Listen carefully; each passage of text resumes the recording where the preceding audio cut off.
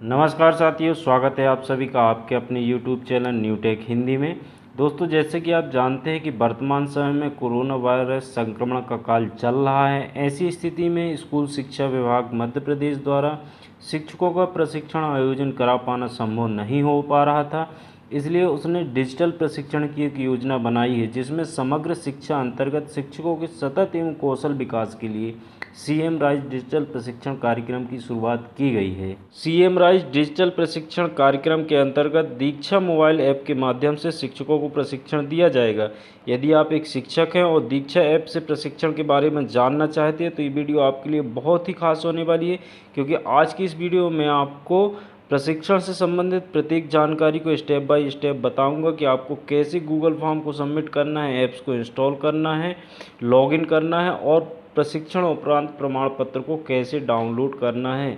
तो आप बने रहिए वीडियो के अंत तक। चलिए स्टार्ट करते हैं एक छोटे से इंट्रो के बाद। Hello everyone, welcome back to my channel new tech Hindi. दोस्तों, यदि आपने अभी तक हमारे चैनल को सब्सक्राइब नहीं किया है तो नीचे दिख रहे सब्सक्राइब बटन को दबाकर हमारे चैनल को सब्सक्राइब कर लीजिए और बाजू में दिख रहे नोटिफिकेशन बेल को दबाकर ऑल नोटिफिकेशन बेल को ऑन कर लीजिए, ताकि इसी तरह की लेटेस्ट वीडियो का नोटिफिकेशन आपको सबसे पहले प्राप्त हो सके। वीडियो पसंद आए तो वीडियो को लाइक करें और अपने सभी मित्रों को शेयर करना ना भूलें। तो चलिए स्टार्ट करते हैं। तो चलिए सबसे पहले हम आपको बताते हैं कि ये सीएम राइज डिजिटल शिक्षा प्रशिक्षण कार्यक्रम क्या है। तो दोस्तों, शिक्षकों को स्मार्टफोन के माध्यम से डिजिटल लर्निंग द्वारा प्रशिक्षण दिया जाना है, जिसके लिए स्कूल शिक्षा विभाग मध्य प्रदेश के द्वारा एक योजना तैयार की गई है, जिसका नाम सीएम राइज डिजिटल शिक्षा प्रशिक्षण कार्यक्रम रखा गया है। इसकी शुरुआत 5 मई से हो भी चुकी है। इसके लिए प्रदेश के लगभग 2,70,000 शिक्षकों को प्रशिक्षण दिए जाने का लक्ष्य रखा गया है। राज्य के विषय विशेषज्ञों द्वारा विशेष तैयार किया गया प्रशिक्षण कार्यक्रम विषयवार प्रमुख अवधारणाओं पर आधारित है। इस प्रशिक्षण कार्यक्रम को शिक्षकों और प्रदेश की वास्तविक आवश्यकताओं को ध्यान में रखकर तैयार किया गया है। तो चलिए हम आपको बताते हैं कि आपको इस प्रशिक्षण कार्यक्रम के अंतर्गत प्रशिक्षण कैसे प्राप्त करना है। तो दोस्तों, इसको पूरे प्रशिक्षण कार्यक्रम को 3 चरणों में डिवाइड किया गया है। पहला चरण है जिसको अल्पविराम कहा गया है। इसमें आपको सबसे पहले एक गूगल फॉर्म में अपनी व्यक्तिगत और रुचि से संबंधित कुछ जानकारी को भरकर फॉर्म को सबमिट करना है। दूसरा चरण ये है कि आप अपने मोबाइल पर एक दीक्षा ऐप्स को इंस्टॉल करेंगे और उस पर लॉगिन होंगे। और तीसरा चरण ये है कि आप विभिन्न वीडियो के माध्यम से प्रशिक्षण को प्राप्त करेंगे और प्रमाण पत्र को डाउनलोड करेंगे। तो चलिए हम प्रत्येक चरण को आपको एक एक करके बताते हैं। तो चलिए सबसे पहले हम इसके प्रथम चरण यानी अल्पविराम के बारे में बात करते हैं। तो दोस्तों, वीडियो के नीचे मैंने डिस्क्रिप्शन बॉक्स में एक लिंक प्रोवाइड की है। आप उस लिंक पर जैसे ही क्लिक करेंगे तो आपके ब्राउज़र पर एक फॉर्म ओपन हो जाएगा। पहले आप वीडियो को पूरा देख लीजिए और जानकारी को समझ लीजिएगा। इसके बाद जो लिंक दी गई है उस पर आप जैसे ही क्लिक करेंगे तो आपके मोबाइल का जो डिफ़ॉल्ट ब्राउज़र होगा उस पर आपको ये फॉर्म ओपन हो जाएगा। तो इसमें कुछ प्रशिक्षण के बारे में सामान्य जानकारी दी गई है। इसमें देखिए, इस फॉर्म के 2 भाग हैं। पहले भाग में है आपकी जो सामान्य जानकारी है उससे संबंधित 10 प्रश्न पूछे जाएंगे और भाग 2 में आपकी अवधारणा और मौजूदा जानकारी से संबंधित 40 प्रश्न पूछे जाएंगे। तो आपको इनको पूर्ण करना है। तो चलिए हम आपको बताते हैं। इसके बाद आप नीचे आएंगे स्क्रॉल करते हुए, तो देखिए यहाँ पर आपको एक अंगला का बटन मिलेगा, आप इस पर क्लिक कीजिएगा तो आप नेक्स्ट पेज पर पहुंच जाएंगे। देखिए भाग 1 व्यक्तिगत जानकारी। तो यहाँ पर आपको क्या करना है, देखिए प्रश्न 1 है जी, आपको यहाँ पर सबसे पहले अपनी यूनिक आईडी देना है। जो आपकी यूनिक आईडी होती है वो आप यहाँ पे फिल कर लीजिए। इसके बाद आपको साला का डाइस कोड डालना है।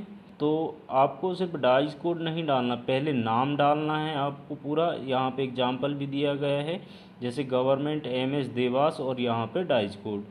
इसके बाद आपको यहाँ पर अपना ज़िला चयन करना है। तो जो भी ज़िला हो आप यहाँ पे ड्रॉप डाउन लिस्ट से सिलेक्ट कर लीजिएगा। इसके बाद जो चौथा प्रश्न है उत्तर देने की श्रेणी, तो उत्तर देने की श्रेणी के बारे में यहाँ पर ऊपर बताया गया है कि वर्तमान में आप जिस पद पर हैं वो आपको यहाँ से सिलेक्ट करना है। जैसे टीचर हैं, हेडमास्टर हैं, जनशिक्षक हैं, BSc BRC जो भी हो आप यहाँ से सिलेक्ट कर लीजिएगा। इसके बाद आपको यहाँ से लिंग सेलेक्ट करना है, पुरुष, महिला या अन्य। इसके बाद आपको यहाँ पर आयु डालना है पूर्ण वर्षों में प्रश्न 6 में, और प्रश्न 7 में उच्चतम शैक्षणिक योग्यता स्नातक डिप्लोमा जो भी हो आप यहाँ से सिलेक्ट कर लीजिएगा। और यदि इनमें से भी कोई नहीं है तो आप अन्य सिलेक्ट कीजिएगा। जैसे ही अन्य सिलेक्ट करेंगे यहाँ पे आप इंटर कर पाएंगे कि आपकी क्या योग्यता है। चलिए इसके बाद हम 8वें प्रश्न पर चर्चा करते हैं।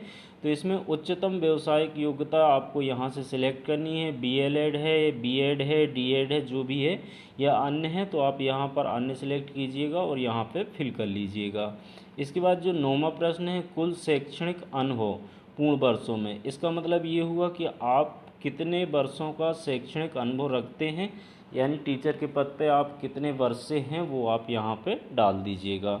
इसके बाद जो 10वां प्रश्न है, इस साल में आप अभी किन कक्षाओं को पढ़ाते हैं। एक से अधिक विकल्प चुन सकते हैं। कक्षा 1 से लेकर 8 तक दिया गया है। यदि आप किसी भी कक्षा को नहीं पढ़ाते यानी कि प्रभारी हेडमास्टर BSc CSc हैं तो आप यहाँ पे लागू नहीं पर टिक कर लीजिएगा। तो यहाँ पर आप मल्टीपल कक्षाओं को भी सिलेक्ट कर सकते हैं, जैसे कक्षा 1, 2, 3 और 4 जो भी है आप एक से अधिक कक्षाओं को यहाँ सिलेक्ट कर सकते हैं। सिलेक्ट करने के बाद आपको यहाँ पर अगला पे क्लिक करना है। तो यदि हम बिना सिलेक्ट करे हुए या बिना जानकारी फिल किए हुए अगला पे क्लिक करते हैं तो देखिए यहाँ पर जैसे ही हम अगला पे क्लिक करते हैं तो जो हमारा ये पहला प्रश्न है वहाँ पर हमको ये रीडायरेक्ट कर देता है और सबसे पहले बोलता है यह आवश्यक प्रश्न है। तो चलिए सबसे पहले हम इन प्रश्नों के उत्तर को फिल किए लेते हैं, फिर हम आपको आगे बताते हैं, क्योंकि यदि प्रत्येक प्रश्न का उत्तर हम आपको फिल करके दिखाएंगे तो वीडियो बहुत ही ज़्यादा लंबी हो जाएगी। इसलिए हम वीडियो को यहीं पॉज करते हैं और आंसर को फिल करने के बाद आपको दिखाते हैं। तो देखिए यहाँ पर हमने अपनी प्रत्येक जानकारी के प्रत्येक प्रश्न के उत्तर को यहाँ पे फिल कर लिया है। आप भी इसी तरह से फिल कर लीजिएगा। पूरे प्रश्नों का उत्तर देने के बाद यहाँ पर आप अगला पे क्लिक करेंगे तो आपके सामने जो तीसरा पेज है वो ओपन हो जाएगा। इस पेज में आपको शिक्षकों की शिक्षण पर आधारित धारणा तथा जानकारियों के बारे में कुछ 40 प्रश्न दिए गए हैं। देखिए भाग 2 शिक्षक धारणा व जानकारी। इस पे आपको ध्यान रखना है कि प्रत्येक प्रश्न को आपको पढ़ना है, समझना है और फिर उसके जवाब देना है। देखिए इस पे हम आपको बता देते हैं कि ये पूरे 40 प्रश्न हैं, यानी 10 प्रश्न वो और 40 प्रश्न ये पूरे 50 प्रश्न होते हैं। अब बात ये आती है कि जो इसमें प्रश्न हैं वो हमारी जानकारी के आधार पर पूछे गए हैं भाग 2 पे कि हमें कितनी जानकारी है। जैसे शाला के सभी शिक्षकों द्वारा एक मानक शिक्षण प्रक्रिया का इस्तेमाल होना चाहिए। इससे आप पूरी तरह सहमत हैं, असहमत हैं या पूरी तरह से असहमत हैं। इनमें से आप किसी एक विकल्प को चयन कर सकते हैं। प्रश्न दूसरा है, विविध बुद्धिमत्ता का सिद्धांत किसने प्रस्तुत किया था। अब प्रश्न ये आता है कि यदि आपको सही आंसर नहीं पता तो आप क्या करेंगे। इसमें जो 4 आंसर हैं तो आप बिल्कुल भी परेशान मत होइएगा। जिस तरह से हम प्रशिक्षण प्राप्त करते हैं तो हमारा एक प्री टेस्ट होता है, उसी तरह से ये प्रश्न है। यदि आपको आंसर नहीं पता फिर भी आपको कोई ना कोई एक आंसर सिलेक्ट करना ही है, क्योंकि आप बिना सिलेक्ट करे हुए यहाँ पे आप नीचे आएंगे और सबमिट करेंगे तो सबमिट नहीं होगा, कोई भी जानकारी सबमिट नहीं होगी। ये देखिए ये बोल रहा है पहले प्रश्न पर रीडायरेक्ट कर दिया हमको कि यह प्रश्न आपका अनिवार्य है। तो चलिए हमने पहले प्रश्न का आंसर दे दिया। अब यदि हम दूसरे प्रश्न का नहीं देते और सबमिट पे क्लिक करते हैं तो देखिए ये दूसरे प्रश्न पे हमको लाके छोड़ दिया। तो इस तरह से आप प्रत्येक प्रश्न को पढ़ लीजिएगा आराम से। इसके बाद जो आपको उचित लगे वो आंसर दे दीजिएगा। आपसे बनना चाहिए ऐसा अनिवार्य नहीं है। आप इसको प्री टेस्ट समझ के जितना हो सके उतना आप आंसर सही दीजिएगा और जो गलत होते हैं उसकी टेंशन आप बिल्कुल मत लीजिएगा। सभी प्रश्नों के उत्तर फिल करने के बाद आपको सिंपली करना क्या है कि जो ये सबमिट का बटन दिख रहा है इस पर आपको क्लिक करके फॉर्म को सबमिट कर देना है। इस तरह से आपका ये प्रथम चरण अल्पविराम पूर्ण हो जाता है। तो दोस्तों यदि आपको प्रथम चरण पूर्ण करने में कहीं भी कोई भी समस्या जा रही है तो आप हमसे कमेंट बॉक्स में कमेंट करके पूछ सकते हैं। यहाँ पे सिर्फ आप इस बात का ध्यान रखिएगा कि आपको यह फॉर्म एक बार ही सबमिट करना है, क्योंकि यदि आप एक बार से ज़्यादा सबमिट करेंगे तो फॉर्म सबमिट हो जाएगा, लेकिन कहीं ना कहीं डेटा को फ़िल्टर करने में ऊपर बैठे अधिकारियों को समस्या का सामना करना पड़ेगा। दोस्तों, जैसा कि आप देख पा रहे होंगे कि वीडियो लगभग 11 मिनट की हो चुकी है, इसलिए आगे की जानकारी मैं आपको अपनी नेक्स्ट वीडियो में बताऊंगा। तो यदि आप चाहते हैं कि वो वीडियो का नोटिफिकेशन आपको प्राप्त हो तो चैनल को अभी सब्सक्राइब कर लीजिए और बेल आइकन को दबाकर ऑल नोटिफिकेशन बेल को ऑन कर लीजिए। वीडियो पसंद आए तो वीडियो को लाइक करें, अपने सभी मित्रों को शेयर करें। मिलते हैं नेक्स्ट वीडियो में, तब तक के लिए जय हिंद।